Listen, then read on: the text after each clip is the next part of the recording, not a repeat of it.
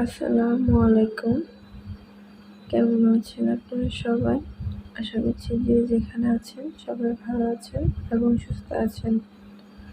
বরাবরের মতো আবারও চলে এলাম নতুন আরও একটি ব্লগ নিয়ে। আশা করছি আমার ব্লগটি আপনাদের সবার কাছে ভালো লাগবে। তো আজকের ব্লগটি সকাল সকাল শুরু করেছি। ঘুম থেকে উঠে প্রথমে ফ্রেশ হয়ে নিচ্ছি, দাঁত ব্রাশ করে নিচ্ছি আর কি।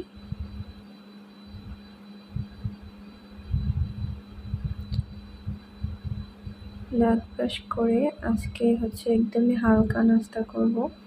একটু চা আর বিস্কিট খেয়ে নিব, কারণ অন্য সবাই নাস্তা করে নিয়েছে, তো আমার কারোর জন্য নাস্তা বানানোর দরকার নাই। তো সেজন্য আমি নিজের জন্য একটু চা করে নিচ্ছি।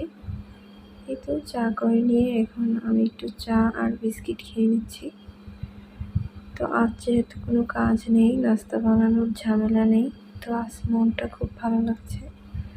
আসলে আমরা যারা গৃহিণী তারা কিন্তু কাজ থেকে একটু বাঁচতে পারলে অনেক বেশি খুশি হয়ে যায়, তাই না? এই তো কথা বলতে বলতে আমার নাস্তা করা শেষ। এখন আমার বাবাটা এখানে খেলতেছে। ওকে আমি জামা পরিয়ে দিচ্ছিলাম, কিন্তু ও সবাইকে দেখে ওর মতো কয়েকটা বাচ্চা আছে, তো ওরা আসছে, ওদেরকে দেখে খেলার জন্য তাড়াতাড়ি ছুটে চলে আসছে। তো আমি অনেক চেষ্টা করে ওকে জাস্ট প্যান্টটা পরিয়ে দিয়েছি, আর উপরে গেঞ্জিটা পরতে চায়নি। তো এখন ও খুব তাড়াতাড়ি এসে খেলা করছে। তো ওর সাথে খেলা করতে করতে কিন্তু অনেকটাই সময় চলে গিয়েছে। এখন দুপুরে রান্নার জন্য চলে এলাম। এই তো এখানে আমি ডিম ফ্রাই করে নিচ্ছি, ডিম ভুনা করবো, সেজন্য ডিমটা প্রায় খুব ভালোভাবে ভাজা হয়ে গিয়েছে। তো এখন এটাকে আমি উঠিয়ে নিব। এই তো কি সুন্দর হয়েছে, তাই না? একদম লাল লাল ভাজা টাইপের। আমার এরকম খেতেই ভালো লাগে, আর আমার ফ্যামিলির সবাই এরকম ভাবে ভাজলে খুব বেশি পছন্দ করে। তো এখন আমি ওই একই তেলের মধ্যে কাঁচামরিচ আর পেঁয়াজ দিয়ে দিলাম, দিয়ে নাড়াচাড়া করে হালকা একটু সফট করে নিব। সফট করে নিয়েছি। তো এখন আমি একটু লবণ দিয়ে দিলাম পরিমাণ মতো, মরিচ গুঁড়ো দিয়ে দিলাম, হলুদ গুঁড়ো দিয়ে দিলাম। এখন নাড়াচাড়া করে দিচ্ছি। নাড়াচাড়া করে দিয়ে ভালোভাবে মশলাটাকে কষিয়ে নিব। তো এখন একটু আদা রসুনের আর পেঁয়াজের পেস্ট একসাথে করে রেখেছি, সেটা দিয়ে একটু পানি দিয়ে দিলাম ভালোভাবে মশলাটা কষানোর জন্য। এই তো মশলাটা হয়ে গিয়েছে। এখন ডিম দিয়ে ভালোভাবে নাড়াচাড়া করে এটাকে উঠিয়ে নিব।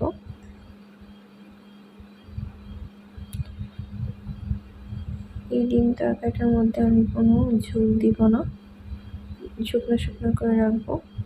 তো এই তো হয়ে গিয়েছে। এখন এর মধ্যে একটু ধনেপাতা দিয়ে উঠিয়ে নিব আর কি।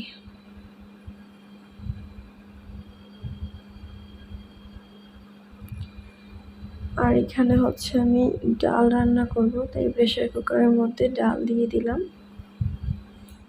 মসুরের ডালটা শেষ হয়ে গিয়েছে, তো সেজন্য আমি বুটের ডালটাকে ভালোভাবে সিদ্ধ করে নিয়ে মসুরের ডালের কাজ চালিয়ে নিব আর কি আজকে। আর কি করার, এখন যেহেতু নেই, আর আমাদের তো বাজার অনেক দূরে, তো ওখান থেকে নিয়ে আসতে আসতে অনেক বেশি টাইম লাগবে। আর এদিকে একটা দোকান আছে, তবে এখানে অনেক বেশি প্রাইজের দিক থেকে বেশি নেয়। তো এই তো আজকে রান্না বান্না তো শেষ করে নিলাম। আমরা যারা গৃহিণী ঘরে কাজ করি তারা কিন্তু বেশিরভাগ সময় পানির মধ্যেই কাজ করি, পানি নিয়ে। তো সেক্ষেত্রে দেখা যায় যে হাতের মধ্যে একটু বেশি প্রেশার পড়ে, সেজন্য হাতটা একটু কেমন যেন হয়ে যায়।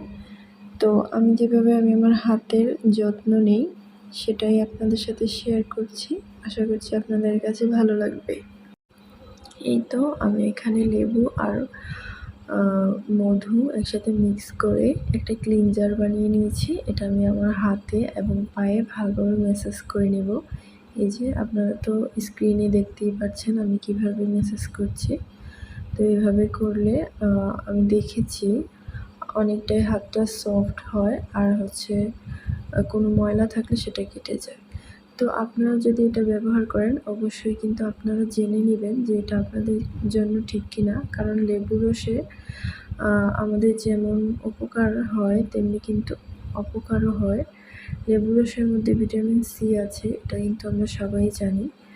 কিন্তু এর মধ্যে আরও 2টা সাইট্রিক অ্যাসিড আর অ্যাসকরিক অ্যাসিড নামে 2টা অ্যাসিড থাকে। এটার মাধ্যমে আমরা এর থেকে অনেক ভালো উপকার পাই, কিন্তু আবার খারাপও হয়। তো সেজন্য আপনারা অবশ্যই জেনে নেবেন, কারণ আমাদের স্কিন টোন কিন্তু একেকজনের একেক রকম। কারোর আছে ড্রাই স্কিন, কারোর আবার অয়েলি স্কিন, আর কারোর নর্মাল। তো যার যেটা সেটা বুঝে ইউজ করবেন।